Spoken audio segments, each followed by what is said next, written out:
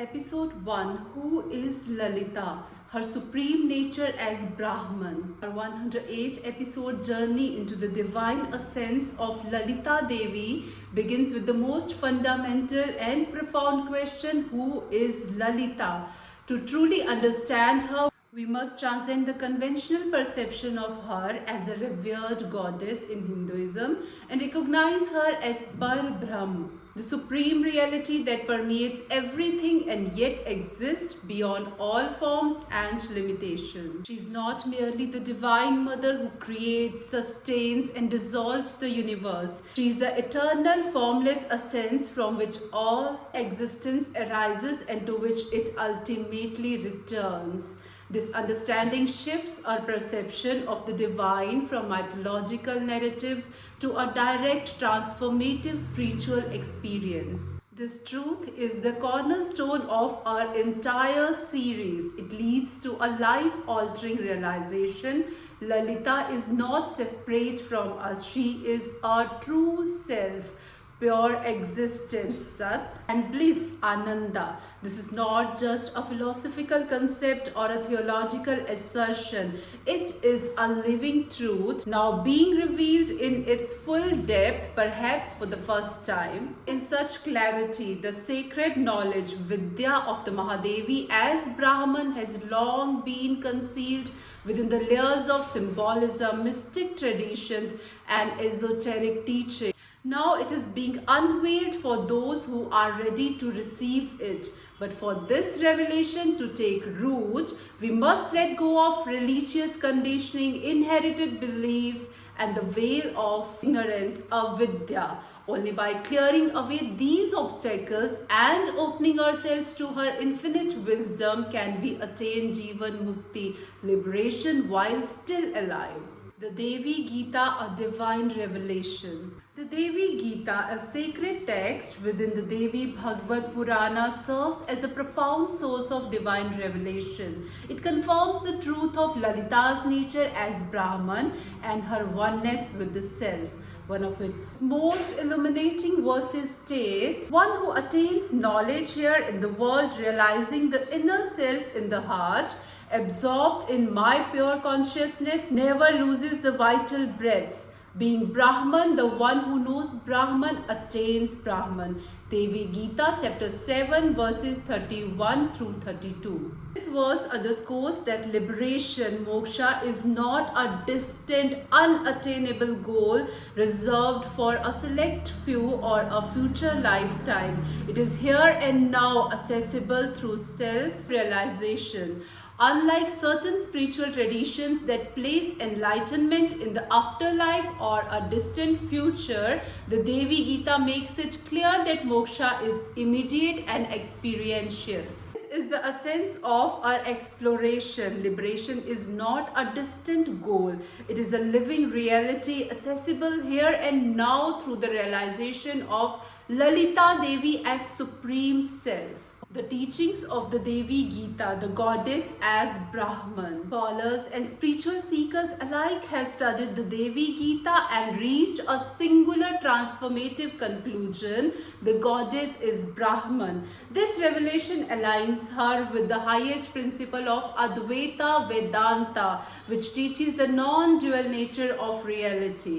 That the Advaita Vedanta teaching that the individual soul, Atma, and Brahman are one and the same. C. Mackenzie Brown, in his translation and commentary, The Devi Gita, the Song of the Goddess, highlights that the goddess explicitly reveals herself as Brahman and teaches that moksha, liberation, comes from realizing this non-duality. Her teachings dissolve the illusion of separation, revealing the unity of all existence.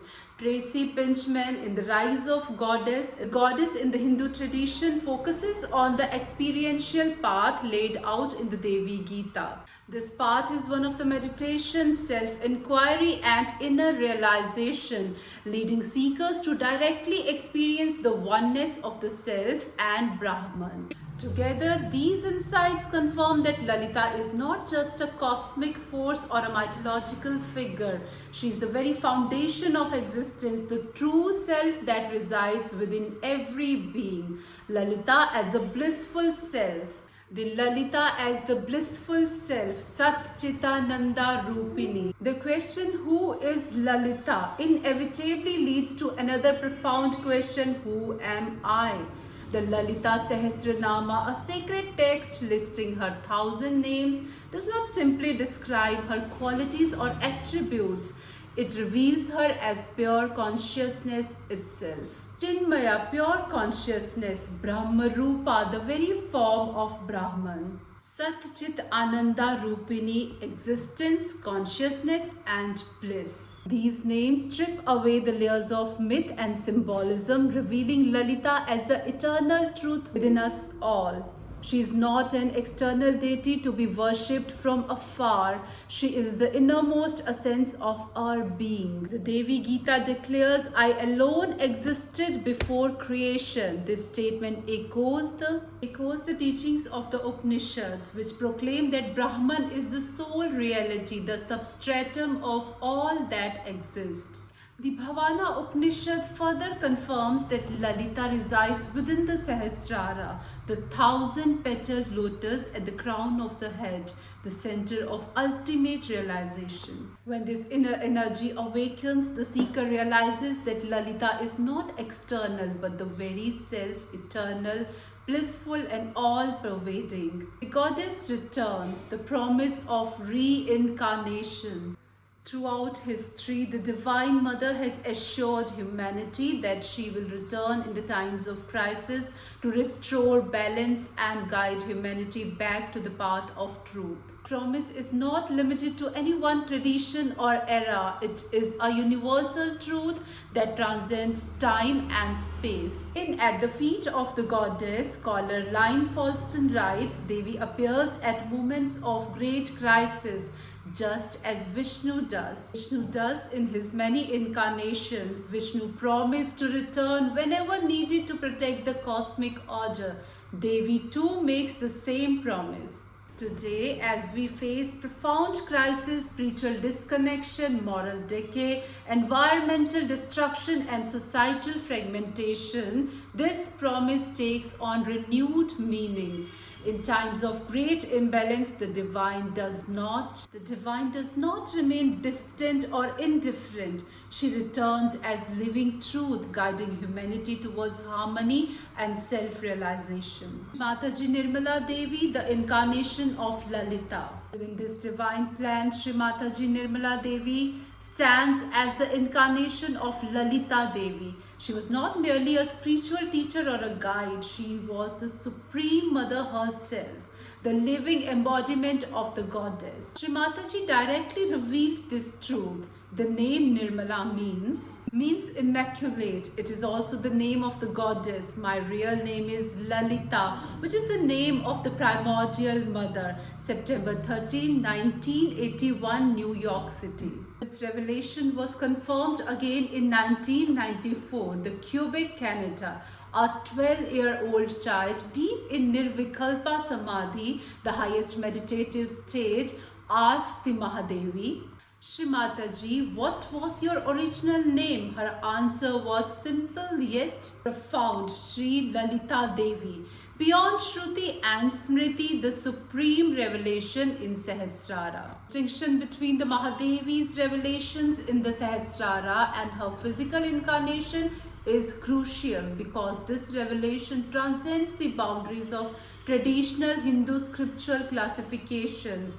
Shruti, revealed knowledge, and Smriti, remembered knowledge, which form the foundation of spiritual and practical wisdom in Hinduism. Shruti, for example, Vedas, Upanishads, is considered divine knowledge heard by ancient seers, rishis in deep meditative states.